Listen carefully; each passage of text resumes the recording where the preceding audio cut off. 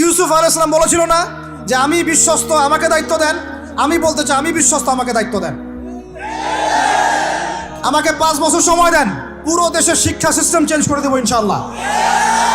Play group থেকে play group থেকে নিয়ে মাস্টার্স পর্যন্ত এমন শিক্ষানীতি প্রণয়ন করা সম্ভব যে আমাদের বাচ্চারা একদম প্লে থেকে মাস্টার্স পর্যন্ত বাংলা, ইংরেজি, অঙ্ক এবং জেনারেল সাবজেক্টগুলোর সাথে কোরআন হাদিসের একটা অপূর্ব সমন্বয়ে পড়াশোনা করবে ইনশাআল্লাহ। একা করে দিতে পারবো ইনশাআল্লাহ তাআলা। আমাকে এরকম 100 জন শিক্ষাবিদ দেন, 100 জন আলেম ওলামা দেন, একটা প্যানেল করে দেন, পুরো দেশের শিক্ষা চেঞ্জ করে দেওয়া যাবে ইনশাআল্লাহ। যাদেরকে রেখেছেন এদের মাথায় গোবর আছে, যাদেরকে রেখেছেন এদের মাথায় টাটকা গোবর আছে। বইপত্রগুলোর অবস্থা দেখেছেন? বইপত্রগুলো ঘাটাঘাটি করেছেন? সমকামিতা প্রমোট করছে আমাদের দেশের মধ্যে, ট্রান্সজেন্ডার প্রমোট করছে আমাদের দেশের মধ্যে, আমাদের বাচ্চা কাচ্চা কচি কাঁচা বাচ্চাদেরকে শারীরিক শিক্ষার নামে যৌন শিক্ষা দিচ্ছে। এগুলো আমাদের মুসলমানদের শিক্ষা? এটা চলতে থাকলে দেখবেন অচিরেই কোনো মানুষ বাচ্চাদেরকে স্কুলে পাঠাবে না, এটা অরুচি ধরে যাবে। তখন কি হবে? কোটি কোটি স্কুল, কলেজ, বিশ্ববিদ্যালয়ে খা খা করে পড়ে থাকবে, কেউ পাঠাবে না ওখানে। তখন মাদ্রাসা থেকে মানুষ ঝুঁকবে আরো বেশি। আমি তো দাবি জানাই উপরের লেভেল থেকে এমন একটা শিক্ষা ব্যবস্থা প্রণয়ন করা হোক যাতে আমার মাদ্রাসা গড়ার প্রয়োজনই না হয়। ওই সিস্টেম রাষ্ট্রীয়ভাবেই পড়ানো হবে ইনশাআল্লাহ। আপনি মালয়েশিয়ার দিকে তাকিয়ে দেখেন, আপনি এই যে ওয়েস্টার্ন কান্ট্রির মধ্যে অনেক কান্ট্রি আছে, অস্ট্রেলিয়ার মতো জায়গাতে আছে, ব্রিটেনের মতো জায়গাতে আছে, কোনো কোনো ক্ষেত্রে আপনি লেবাননকে দেখেন, ইয়েমেনকে দেখেন, জর্ডানকে দেখেন, কাতারকে দেখেন, সৌদি আরবিয়াকে দেখেন, অনেক কান্ট্রি আছে। ভালো কাজের তো প্রশংসা করতে দোষ নাই, দোষ আছে? এমনকি অনেক পশ্চিমা কান্ট্রিতেও একদম উপর লেভেল থেকে ইসলামিক সিলেবাস প্রণয়ন করা হয়েছে। তার মানে এমন না যে তারা সায়েন্সকে গুরুত্ব দেয় নাই, ম্যাথকে গুরুত্ব দেয় নাই, ফিজিক্স পড়ায় নাই, অ্যাস্ট্রোফিজিক্স পড়ায় নাই, ইকোনমিক্স পড়ায় নাই, বিষয়টা এমন না। তারা ফিলসফি পর্যন্ত পড়িয়েছে। ঘাটাঘাটি করেন, অনলাইনে সব মজুদ আছে। এমন শিক্ষানীতি প্রণয়ন করা সম্ভব একদম প্লে থেকে নিয়ে মাস্টার্স পর্যন্ত। আমার ছেলে ইমামতিও করবে, এদিকে বিমানও উড়াবে ইনশাআল্লাহ। আমার মেয়ে ডাক্তারও হবে, এদিকে দেখবেন হাফেজাও হবে ইনশাআল্লাহ। একজন মুফতি সাহেব, তিনি ফতোয়াও দিবেন, একই সাথে বিশ্ব অর্থনীতি সম্পর্কেও জানবেন ইনশাআল্লাহ। একজন আর্মি অফিসার, তিনি যেমন সামরিক ক্ষেত্রে লিডার হবেন, তেমনি দেখবেন ফিকহের কিতাব মোতালা করে ফতোয়া দিতে পারছেন ইনশাআল্লাহ। এই যুগটা এটা কোনো মানে স্বপ্নের যুগ নয়, এই যুগটা ছিল এক সময়। বেশি দিন দূরে যেতে হবে না, আপনি 200, 300, 400 বছর পিছনে যান, দেখবেন মুসলমানরা এমন সোনালী যুগ পার করে আসছে। অতএব এগুলো কোনো গাল গল্প করছি না আমি, এগুলো বাস্তবে রূপান্তরিত করা অবশ্যই সম্ভব, বার হাক সম্ভব, যদি এরকম কিছু মানুষের মধ্যে উদ্দীপনা থাকে, একটা সৎ সাহস থাকে, আমাদের উপর থেকে যদি একটা সহযোগিতা আসে এবং আমাদের মতো যারা ইয়াং তাদেরকে যদি মূল্যায়ন করা হয়, ইনশাল্লাহ দেখবেন বাংলার জমিন পরিবর্তন হয়ে গেছে। এই পরিবর্তন হলে দেশের জন্য কোনো খারাপের কিছু নাই, রাষ্ট্র পিছিয়ে যাবে না, রাষ্ট্র আরো এগিয়ে যাবে ইনশাআল্লাহ তাআলা। আরো ব্যাপার আছে, আপনি মালয়েশিয়ার একটা ক্লাস 10-এর বাচ্চার দিকে তাকান। ক্লাস 10-এর একটা বাচ্চা কোনোদিন মাদ্রাসায় যায়ই নাই, স্কুলে পড়েছে, কিন্ডারগার্টেনে পড়েছে, রাষ্ট্রীয় সিলেবাসে পড়েছে, মাত্র 10 থেকে 12 বছর পড়াশোনা করে ও এখন এদিকে এসএসসি এইচএসসি লেভেলেও চলে গেছে, ও লেভেল এ লেভেল পরীক্ষা দিয়েছে, এদিকে সে ইমামতি করার যোগ্যতা অর্জন করেছে। এখন আমাকে বলেন ওই রাষ্ট্রটা কি পিছিয়ে গেছে? অতএব এই শিক্ষার দিকে অনেক মনোযোগ হতে হবে আমাদের সবাইকে, আল্লাহ পাক তৌফিক দান করেন। আমরা যদি এখন এগুলোর বিরুদ্ধে গঠনমূলক কথা না বলি, গঠনমূলক প্রতিবাদ না করি এবং আমাদের রাষ্ট্রপ্রধানদেরকে না বুঝাই, তাহলে অনেক দেরি হয়ে যাবে।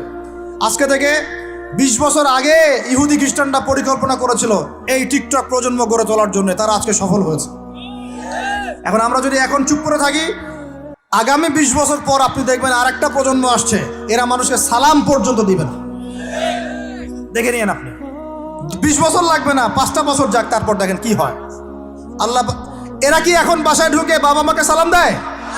কারণ কোনো প্রতিষ্ঠান ওকে সালাম দেওয়া শিখায় নাই, স্কুলে না, কলেজে না, কোথাও সে সালাম দেওয়া শিখছে না। আসসালামু আলাইকুম ওয়া রাহমাতুল্লাহি ওয়া বারাকাতুহু বিশুদ্ধ করে বলতে পারছে না। বিশুদ্ধ করে বলতে হবে না? অর্থ আছে না, এর একটা তাসবির আছে না? এগুলো তো আমরা গুরুত্ব দিচ্ছি না। এমন প্রজন্ম গড়ে উঠেছে অলরেডি যারা এখন পিতা মাতাকে সালাম দেয় না, পিতার সাথে ঝগড়া করে, মায়ের সাথে মায়ের গায়ে হাত তুলে, সম্পত্তির জন্য মাকে হত্যা করে, সম্পত্তির জন্য বাবার গায়ে হাত তোলে। ওদিক থেকে মাস্টার ডিগ্রি পাশ করে আসে ব্রিটেন থেকে, অক্সফোর্ড থেকে, কেমব্রিজ থেকে। আয়শা এদিকে প্রফেসর হয়েছে বিভিন্ন বিশ্ববিদ্যালয়ের, বাবা পড়ে আছে বৃদ্ধাশ্রমে। কতগুলো এক্সাম্পল নেবেন। এগুলো আমি কি গাল গল্প করছি? আমি কোনো গাল গল্প করতে এখানে আসি নাই, এগুলো বাস্তবতা। যদি বাহিরের চোখ দিয়ে আপনি দেখেন মনে হবে অর্থনীতি অনেক ভালো, ভিতরের চোখ দিয়ে দেখেন অর্থনীতি সুদ দিয়ে ভর্তি হয়ে গেছে। প্রত্যেক পদে পদেই সুদ। গাধাদেরকে আমি তো বুঝাতে পারি নাই। কাগজের টাকা আর এই যে আপনার এই ইলেকট্রনিক মানির কথা তো দীর্ঘদিন বলেছি, কিছু গাধা আছে এদেরকে বুঝাতে পারি নাই। এর মধ্যেও সুদ আছে, এর মধ্যে কি আছে? আর আমি কখনোই বলি নাই যে কাগজের টাকাটা হারাম। মিথ্যাচারে এরা যে পরিমাণ হাদিস জাল বানায়, এদের চেয়ে বড় জাল বানানো তোর কেউ নাই বাংলাদেশে। একটা কথাকে ঘুরাই ফিরে এমন ব্যাখ্যা শুরু করবে যে আপনি বিভ্রান্ত হয়ে যান। একটা ইমোশন প্রকাশ করবেন, উহুদের প্রান্তে দাঁড়িয়ে একটা ইমোশন প্রকাশ করবেন, ও বানাই দিবে ও জান্নাতের ঘ্রাণ পেয়ে আসছে। আপনি বলবেন যে কাগজের টাকা নয়, মনিটরি সিস্টেমটা হারাম, ও বানাই দিবে ও বলেছে কাগজের টাকা হারাম। আপনি বলবেন যে আপনার যদি গান শুনতেই হয় তাহলে একা একা শোনেন, আমাকে শোনাচ্ছেন কেন? ও বানাই দিবে ও গান একা শোনা জায়েজ বানাই দিছে। এর এত খবিস, এত খান্নাস। এদের চরিত্রটা চিনতে পারতাম না আমরা যদি গাজাই শোনা আসতো। আল্লাহর কসম আমিও কিছু কিছু জায়গায় এদেরকে কোনো কোনো ক্ষেত্রে ভালো মনে করতাম। আল্লাহর কসম গাজাই শোনা আসলে আমি বুঝতে পারতাম না এদের ভিতরে কত মুনাফেকি আছে।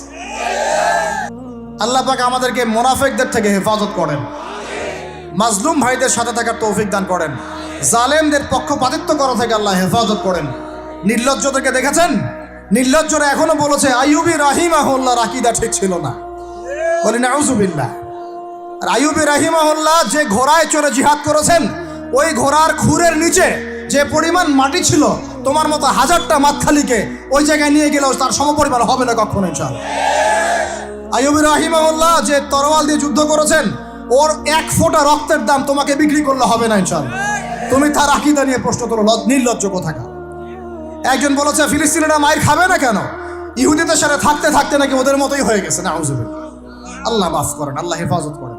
একজন বলেছে যে হামাস ইহুদিদেরই হাতে তৈরি করা, বিচ্ছিন্ন হয়ে নাকি সন্ত্রাসী কর্মকাণ্ড করছে। বলার ভাষা নাই, আমি বলতে বলতে ক্লান্ত হয়ে গেছি, আর বলতে চাই না। বলার আমার রুচিও করে না, আর ভাষাও করে।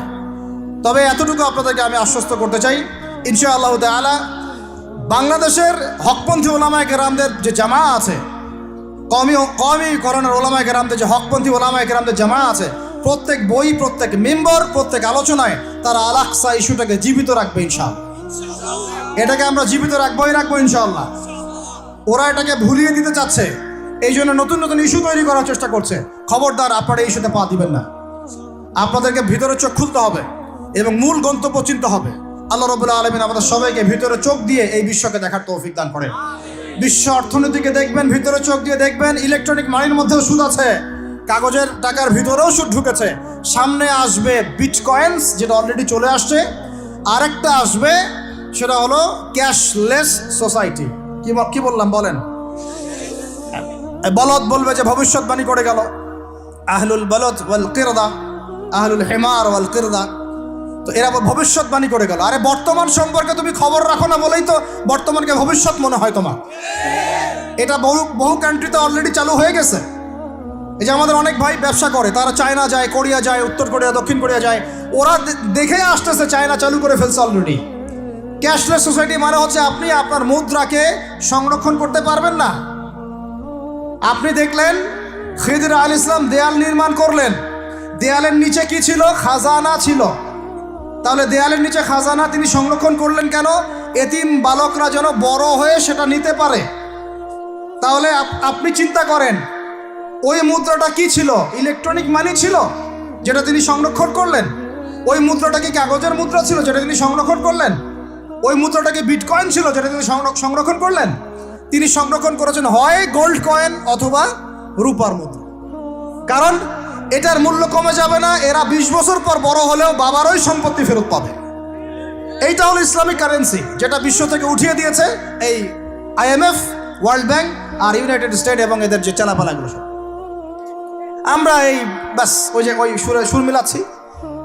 ওরা কাগজের মুদ্রা দিয়ে সারা বিশ্বটাকে ডমিনেট করছে। তাও আবার এখানে আরও ব্যাপার আছে, কাগজের সব মুদ্রা আবার এক মানের না।